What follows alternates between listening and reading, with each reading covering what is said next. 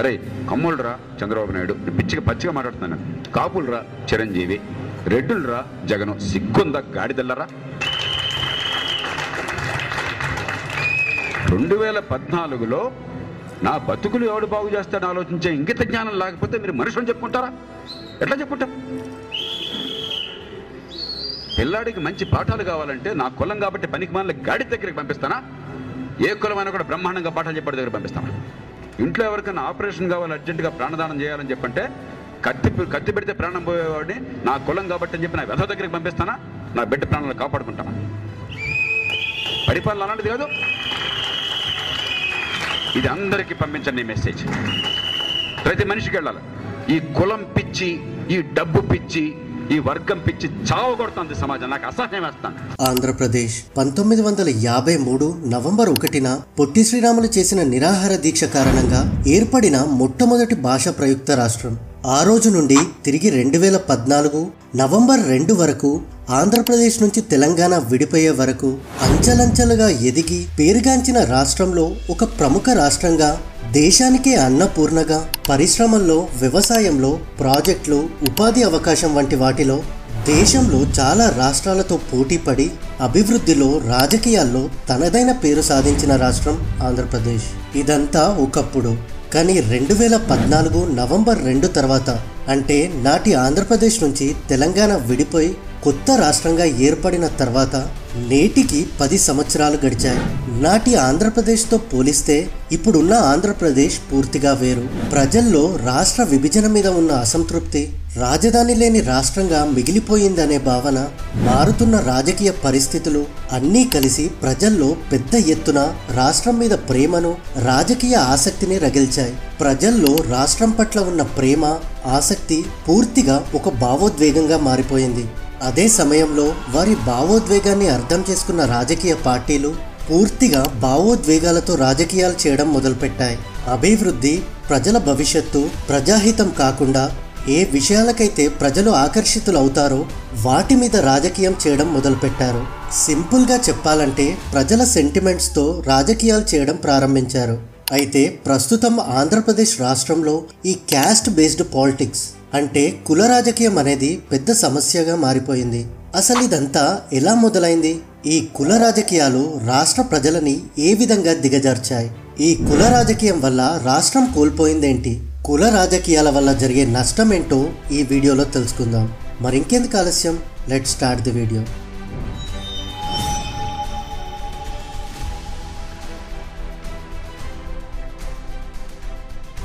సమాజంలో కులం అనేది ఎప్పటినుంచో భాగమైన అంశం కాబట్టి రాజ్యాంగంలో కూడా కులం పేరుతో రిజర్వేషన్లు కల్పించడం జరిగింది.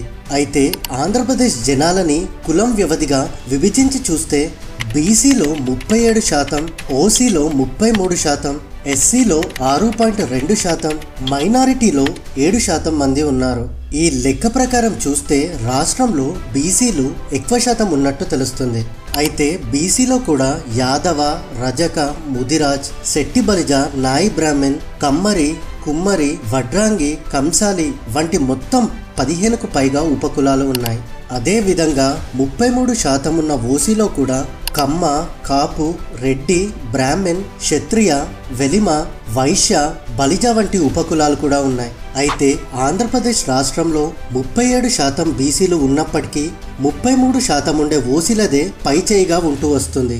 మొత్తం 175 అసెంబ్లీ సీట్స్ ఉన్న ఆంధ్రప్రదేశ్లో 29 సీట్లు ఎస్సీలకి, 7 సీట్లు ఎస్టీలకి కేటాయించడం జరిగింది. కాబట్టి మొత్తం 175 స్థానాల్లో 36 స్థానాలు రిజర్వేషన్స్కి పోగా మిగిలిన 139 స్థానాల్లో బీసీలు లేదా ఓసీలు పోటీ చేసే విధంగా ఉంటుంది.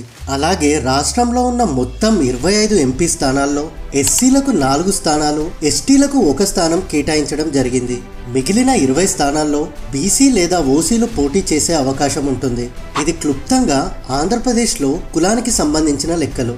అంటే రాజకీయంగా ఆంధ్రప్రదేశ్లో కులాలకి, సామాజిక వర్గాలకి రాజ్యాంగం కలిగించిన అవకాశం అని చెప్పొచ్చు. అయితే ప్రభుత్వాన్ని ఏర్పాటు చేయడం, అధికారంలోకి రావడం అనేది ప్రతి పార్టీ యొక్క లక్ష్యం. ఆ లక్ష్యాన్ని చేరుకునే క్రమంలో ప్రతి ఒక్క రాజకీయ పార్టీలు ఎన్నో విధాలుగా ప్రయత్నిస్తాయి, విమర్శిస్తాయి, ప్రజలను ఆకట్టుకునే పనులు చేస్తాయి. ఇలా ఎన్నో రకాలుగా రాజకీయ పార్టీలు తమ తమ స్థాయిని పెంచుకునే పనులు చేస్తున్నాయి. అయితే ఆంధ్రప్రదేశ్లో ఈ రోజు ఉన్న పరిస్థితిలో మొత్తం 7 రాజకీయ పార్టీలు ఉన్నాయి.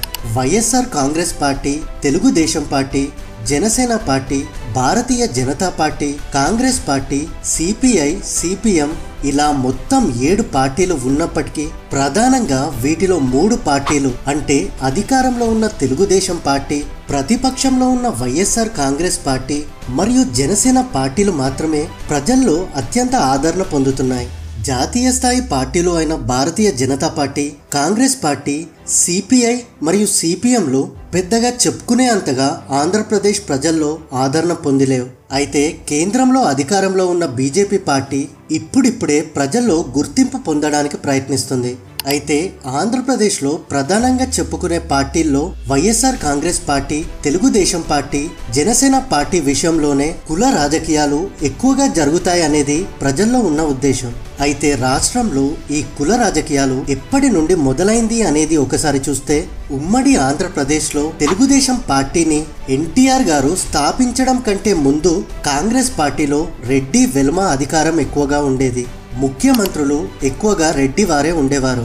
ఆ తర్వాత నందమూరి తారక రామారావు గారు తెలుగుదేశం పార్టీ స్థాపించి అధికారంలోకి వచ్చిన తర్వాత మొదటిసారి చాలా మంది వెనుకబడిన కులాల వారు అంటే బీసీలకి ఎమ్మెల్యే టికెట్లు ఇచ్చి ప్రోత్సహించారు.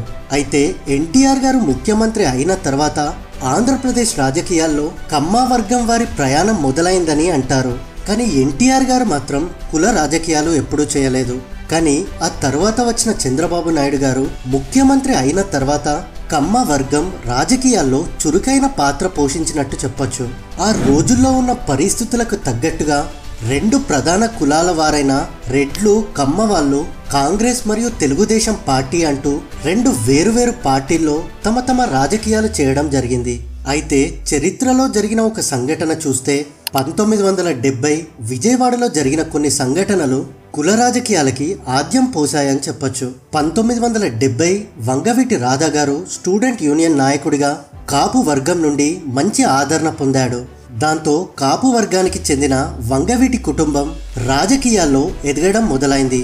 కానీ 1974లో జరిగిన వంగవీటి రాధగారి హత్య ఒక్కసారిగా రాష్ట్రంలో పెద్ద కలకలం సృష్టించింది. కమ్మ సామాజిక వర్గానికి చెందిన దేవినేని కుటుంబం చేసిన హత్య కాస్త 2 ప్రధాన కులాల మధ్య చిచ్చుగా మారింది. దాంతో పూర్తిగా బెజవాడలో కమ్మ, కాపు సామాజిక వర్గాలు ఒకరికొకరు శత్రువులుగా మారాయి. ఆ తర్వాత 1988 డిసెంబర్లో జరిగిన వంగవీటి రంగా గారి హత్య కూడా రాజకీయంగా మరోసారి సంచలనం సృష్టించింది. దాంతో మళ్లీ విజయవాడలో కమ్మ, కాపు కులాల మధ్య గొడవలు పెరిగాయి. దాదాపు విజయవాడ మొత్తం ఆ సమయంలో కులాల కుమ్ములాటలో నలిగిపోయింది. 1970లో మొదలైన ఈ గొడవలు కాస్త 1990 వరకు ఉధృతంగా కొనసాగాయి. అయితే 2 బలమైన సామాజిక వర్గానికి చెందిన నాయకుల హత్యలు కాస్త కులాల మధ్య గొడవలుగా మారాయి. అలా దాదాపు 20 సంవత్సరాల పాటు ఒకరినొకరు శత్రువులుగా చూసుకోవడం జరిగింది. ఈ గొడవల్లో కాపు సామాజిక వర్గం తమ బలమైన రాజకీయ నాయకుల్ని కోల్పోయినట్టు భావించింది. అదే సమయంలో కమ్మ సామాజిక వర్గానికి అప్పటి తెలుగుదేశం పార్టీ అండగా ఉందని కాపు సామాజిక వర్గం నమ్మింది. ఇక 2004లో జరిగిన ఎన్నికల్లో కాంగ్రెస్ పార్టీ గెలవడం, వైఎస్ రాజశేఖర్ రెడ్డి గారు ముఖ్యమంత్రి అవ్వడం జరిగింది. దాంతో తెలుగుదేశం పార్టీ తమ అధికారాన్ని కోల్పోవలసి వచ్చింది. దీంతో రాష్ట్ర రాజకీయాల్లో రెడ్డి ఆధిపత్యం మళ్లీ మొదలైంది. ఆ తర్వాత 2008 ఆగస్టులో చిరంజీవి గారు స్థాపించిన ప్రజారాజ్యం పార్టీ కాపు సామాజిక వర్గాన్ని బాగా ఆకర్షించింది. ప్రతిరోజు పార్టీలో కాపు సామాజిక వర్గం వారు చాలా యాక్టివ్గా ఉండేవాళ్ళు. దాంతో ప్రజారాజ్యం పార్టీకి కాపు సామాజిక వర్గం మద్దతు బాగా లభించింది. ఈ రకంగా రాష్ట్రంలో మరో కులానికి రాజకీయంగా ఎదిగేందుకు అవకాశం లభించింది. కానీ 2009లో జరిగిన ఎన్నికల్లో తిరిగి మళ్ళీ కాంగ్రెస్ పార్టీ అధికారంలోకి రావడంతో వైఎస్ రాజశేఖర్ రెడ్డి గారికి తిరిగి రెండోసారి ముఖ్యమంత్రి అయ్యే అవకాశం లభించింది. ముఖ్యమంత్రి అయ్యాక కొద్ది నెలల్లోనే వైఎస్ రాజశేఖర్ రెడ్డి గారు 2009 సెప్టెంబర్లో మరణించిన కాంగ్రెస్ పార్టీ కేంద్రంలో కూడా అధికారంలో ఉండడంతో ఆ పార్టీకి ఎటువంటి నష్టం కూడా జరగకుండా జాగ్రత్త పడింది. కొంతకాలం రోషయ్య గారిని ముఖ్యమంత్రిని చేసిన 15 నెలల్లోనే ఆయన రాజీనామా చేయడంతో నల్లారి కిరణ్ కుమార్ రెడ్డి గారిని సీఎం చేయడంతో కాంగ్రెస్ పార్టీలో రెడ్డిల ప్రాధాన్యత ఏంటో మరోసారి స్పష్టమైంది. 2011 ఫిబ్రవరిలో చిరంజీవి గారు తన ప్రజారాజ్యం పార్టీని కాంగ్రెస్ లో విలీనం చేయడంతో కాపు సామాజిక వర్గం కాంగ్రెస్ పార్టీలో చేరాల్సిన పరిస్థితి వచ్చింది. చిరంజీవి గారు తీసుకున్న ఈ నిర్ణయం వల్ల రాజకీయాల్లో ఎన్నో ఆశలు పెంచుకున్న కాపు నేతలు చాలా నిరాశ పడాల్సి వచ్చింది. అదే సమయంలో 2011 మార్చ్లో వైఎస్ జగన్మోహన్ రెడ్డి గారు తన తండ్రి పేరు మీద కాంగ్రెస్ పార్టీకి వ్యతిరేకంగా వైఎస్ఆర్ కాంగ్రెస్ పార్టీని స్థాపించడం జరిగింది. ఇక మళ్ళీ 2014లో ఎన్నికలు జరిగే సమయానికి ఉమ్మడి రాష్ట్రం కాస్త తెలంగాణ మరియు ఆంధ్రప్రదేశ్గా వేరువేరు రాష్ట్రాలుగా విడిపోవడం జరిగింది. అయితే ఈ విభజనని వ్యతిరేకించిన ఆంధ్ర రాయలసీమ ప్రాంత ప్రజలు పూర్తిగా కాంగ్రెస్ పార్టీకి వ్యతిరేకంగా మారారు. దీంతో కాంగ్రెస్ లో అధికారం చెలాయిస్తున్న రెడ్డి సామాజిక వర్గంతో పాటు మిగిలిన నేతలందరికీ వైఎస్ఆర్ కాంగ్రెస్ పార్టీ ఒక ఆశా దీపంగా కనిపించింది. దాంతో కాంగ్రెస్ పార్టీ ఆంధ్రప్రదేశ్లో కనుమరుగైపోయింది. చాలా మంది కాంగ్రెస్ పార్టీ నాయకులు రెడ్డి వర్గానికి చెందిన నేతలు వారి రాజకీయ భవిష్యత్తుని కాపాడుకునేందుకు వైఎస్ఆర్ కాంగ్రెస్ పార్టీలో చేరాల్సి వచ్చింది. దాంతో విభజన తర్వాత కాంగ్రెస్ పార్టీ స్థానంలోకి వైఎస్ఆర్ కాంగ్రెస్ పార్టీ వచ్చింది. అదే సమయంలో 2014లో పవన్ కళ్యాణ్ గారు కూడా జనసేన పార్టీని స్థాపించడం జరిగింది. 2014లో జరిగిన ఎన్నికల్లో జనసేన బీజేపీ పార్టీలు తెలుగుదేశం పార్టీకి మద్దతిచ్చాయి. దాంతో తెలుగుదేశం పార్టీ అధికారంలోకి వచ్చింది. చంద్రబాబు నాయుడు గారికి మళ్ళీ ముఖ్యమంత్రిగా పనిచేసే అవకాశం వచ్చింది. అలాగే వైఎస్ఆర్ కాంగ్రెస్ పార్టీకి ప్రతిపక్షం హోదా దక్కింది. అయితే 2014 కంటే ముందే, అంటే ఆంధ్రప్రదేశ్ ఉమ్మడి రాష్ట్రంగా ఉన్నప్పుడు రాష్ట్రంలో రాజకీయం అంతా వేరుగా ఉండేది.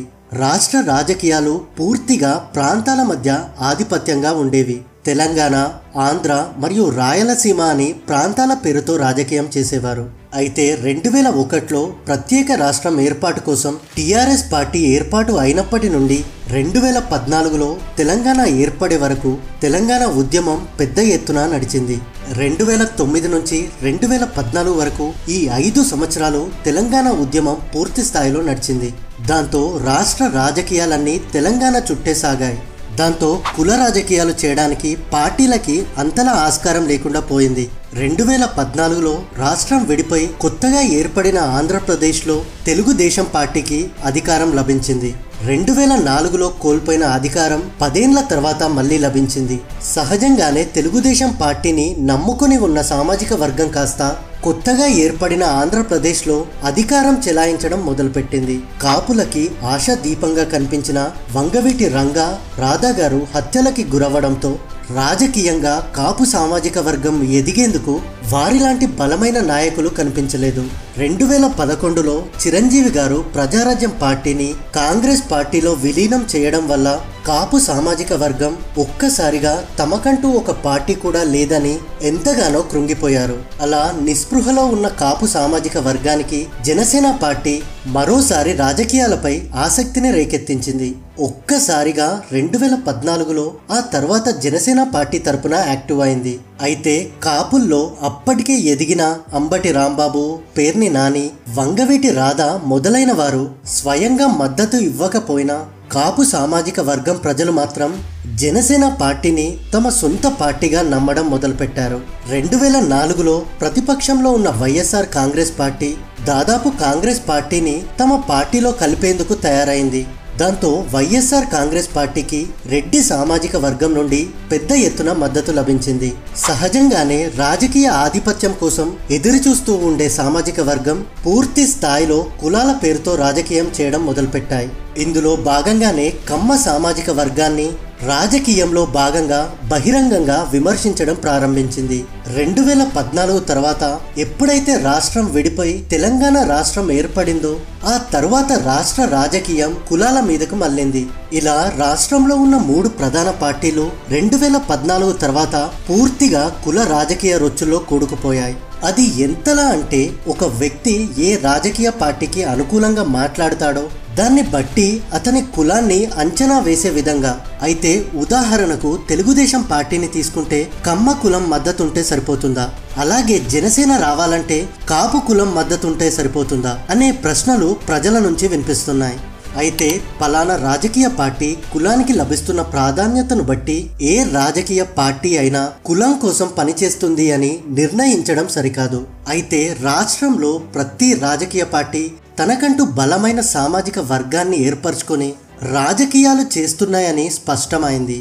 అలా స్పష్టమైన తర్వాత సామాజిక వర్గాన్ని ప్రత్యర్థి రాజకీయ పార్టీలు బహిరంగ విమర్శలు చేయడం మొదలుపెట్టాయి. దాంతో సహజంగానే రాష్ట్రంలో ఆయా పార్టీలకి కులాలకి దూరం ఏర్పడింది. అయితే ఇప్పటి వరకు మనం చెప్పుకున్న ఈ ప్రధాన కులాలు ఏవైతే ఉన్నాయో కమ్మ, కాపు, రెడ్డి, వీటిని సంఖ్యాపరంగా చూస్తే రాష్ట్ర జనాభాలో కాపు 13% ఉంటే కమ్మ వర్గం 8% మరియు రెడ్డి వర్గం 8.5% వరకు ఉంటారు. కాబట్టి రాష్ట్రం మొత్తంలో 30% మాత్రమే ఉన్న కులానికి సంబంధించి జనాలని దృష్టిలో ఉంచుకొని జరుగుతున్న ఈ రాజకీయం ఎస్సీ, ఎస్టీ, బీసీలపై ఎక్కువ ప్రభావం చూపిస్తుంది. అయితే 2014 తర్వాత రాష్ట్రంలో జరుగుతున్న రాజకీయాలన్నీ కులపరంగా ఒకసారి చూస్తే 2016 ఫిబ్రవరిలో ముద్రగడ్డ పద్మనాభం గారు కాపు ఉద్యమంలో చేసిన ఆందోళన హింసాత్మకంగా మారింది.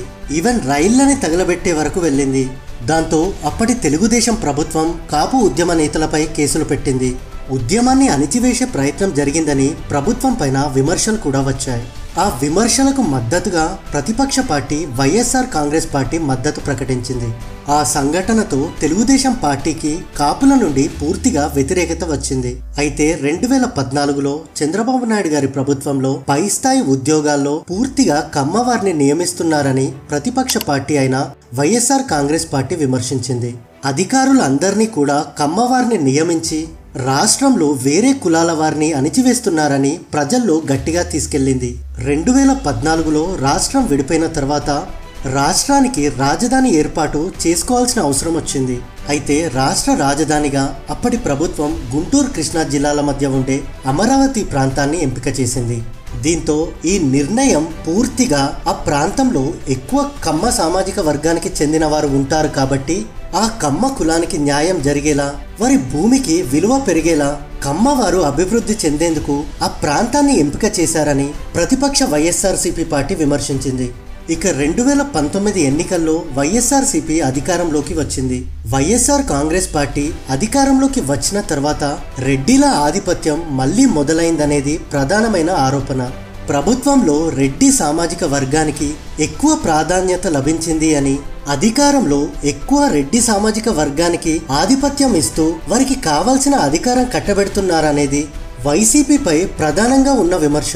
అయితే కరోనా కాలంలో మాస్కులు లేవంటూ ఆరోపణ చేసిన డాక్టర్ సుధాకర్ చావుకి ప్రభుత్వమే కారణమంటూ, ఆయన దళితుడు కావడంతో ఆయనపై ఆ రకంగా ప్రభుత్వం కక్ష సాధించింది అనేది వైఎస్ఆర్సీపీ ప్రభుత్వంపై ప్రతిపక్షం చేసిన ఆరోపణ. ఇక 2022 మేలో అధికార వైఎస్ఆర్సీపీ పార్టీకి చెందిన ఎమ్మెల్సీ అనంతబాబు తన డ్రైవర్ని హత్య చేసి ఆ శవాన్ని ఇంటికి పంపినా కూడా ప్రభుత్వం అతనిపై ఎటువంటి చర్యలు తీసుకోకపోవడంతో ఈ ప్రభుత్వానికి దళితులపై ఉన్న చిన్నచూపే కారణమని మరో విమర్శ. ఈ 2 సంఘటనలతో దళిత కులంపై రాజకీయం నడిచింది. వైఎస్ఆర్సీపీ ప్రభుత్వ హయాంలో సలహాదారుడు పేరుతో రెడ్డి సామాజిక వర్గానికి చెందిన చాలా మందిని నియమించి లక్షల రూపాయలు జీతాలు ఇస్తూ ప్రజాధనాన్ని వృధా చేస్తున్నారనేది వైఎస్ఆర్ ప్రభుత్వంపై చేస్తున్న మరో విమర్శ. ప్రభుత్వ నామినేటెడ్ పదవులు, దేవాలయ బోర్డు చైర్మన్లు, బోర్డు మెంబర్ లాంటి పదవుల్లో రెడ్డి సామాజిక వర్గానికి ఎక్కువ ప్రాధాన్యత ఇస్తున్నారనేది ప్రజల్లో కూడా ఉన్న అభిప్రాయం. అయితే ప్రతిపక్షాలకు సంబంధించి ఏ వార్త అయినా ప్రతి నాయకుడు ఏదైనా కేసులో అరెస్ట్ అయితే ఆ నాయకుడికి సంబంధించిన కులాలని ప్రస్తావిస్తూ ఆ కులం వారంటే అధికార పార్టీకి నచ్చదు అని, అందుకే ఇలా చేస్తున్నారని ప్రతిపక్షాలు పదే పదే చెప్తూ ఉన్నాయి. గతంలో కూడా అచ్చెన్నాయుడు, అయ్యన్న పాత్రుడు మొదలైన వారు కొన్ని కేసుల్లో అరెస్ట్ అయినప్పుడు బీసీ కార్డు ప్రయోగించారు. ప్రభుత్వ పథకాలు కొన్ని సామాజిక వర్గానికి ఇవ్వడం లేదనే ఆరోపణ కూడా ఉంది. ఈ రకంగా రాష్ట్రంలో జరుగుతున్న ప్రతి సంఘటనకు కులంతో ముడిపెట్టి రాజకీయం చేయడం అనేది రాజకీయ పార్టీలకు అలవాటుగా మారింది. అయితే ప్రజాస్వామ్యంలో అధికార పార్టీ బాధ్యతగా ప్రవర్తించాలి. ప్రతిపక్షంలో నిర్మాత్మక విమర్శలు చేయాలి. విమర్శల్లో హుందాతనం ఉండాలి. కులం అనేది చాలా సున్నితమైన అంశం. అలాంటప్పుడు కులం పేరుతో సాగే రాజకీయం కూడా ప్రమాదకరంగా మారుతుంది. ఈ కుల రాజకీయాలు ఇలాగే కొనసాగితే ఖచ్చితంగా ఏదో ఒక రోజు రాష్ట్రంలో కులాల గొడవలకు దారితీస్తుంది. ఇప్పటికే మనం మణిపూర్ లాంటి రాష్ట్రంలో కులాల పేరుతో గొడవలు, అల్లర్లు చూస్తూనే ఉన్నాం. రాష్ట్రం విడిపోయిన సమయంలో ఉన్న కసి, కోపం, అభివృద్ధి చెందాలి అన్న తపన ప్రజల్లో కూడా ఇప్పుడు లేకుండా పోయింది. గడిచిన 4 ఏళ్లలో పూర్తిగా కేంద్రాన్ని నిలదీసి మనకు రావాల్సిన వాటాను కూడా అడగలేకపోయామనే భావన ప్రజల్లో ఉంది. రాష్ట్రంలో ఉన్న ఈ పరిస్థితులు పక్క రాష్ట్రాలకి వరంగా మారాయి. వేరే రాష్ట్రాల వారు ఆంధ్రప్రదేశ్ రాష్ట్ర పరిస్థితిని ఎప్పటికప్పుడు గమనిస్తూనే ఉన్నారు. ఎక్కడైతే సమాజం కులాలు, మతాల పేరుతో విడిపోతుందో అక్కడ యువత భవిష్యత్తు పూర్తిగా నాశనం అవుతుంది. విభజన వల్ల నష్టం జరిగిందని ప్రజల్లో ఉన్న ఆవేదన, హైదరాబాద్ లాంటి రాష్ట్ర రాజధాని తమకు లేకుండా పోయిందనే బాధ కూడా ప్రజల్లో ఉంది. అలాంటప్పుడు అధికార విపక్షాలు మరో నగరంపై దృష్టి పెట్టాలి. ఉద్యోగాల కల్పన, రాష్ట్రానికి కంపెనీలు రావాలి. వచ్చిన అవకాశాలు అందిపుచ్చుకోవాలి. ప్రజలను కేవలం ఓట్లు వేసే వారిగా చూస్తూ ఓటు బ్యాంక్ రాజకీయాలు అంటే కులం ప్రస్తావనతో ఓట్లు అడిగితే ఏ రాజకీయ పార్టీ అయినా రాష్ట్ర అభివృద్ధికి ఆటంకం అనే విషయాన్ని ప్రజలు గుర్తుంచుకోవాలి. రాజకీయ పార్టీలు వారి రాజకీయాల కోసం ఎన్నో చేస్తూ ఉంటాయి. కానీ సినిమా హీరోలను కూడా కులం ఆధారంగా కొలిచి సినిమాలు చూడడం చాలా బాధాకరమైన అంశం.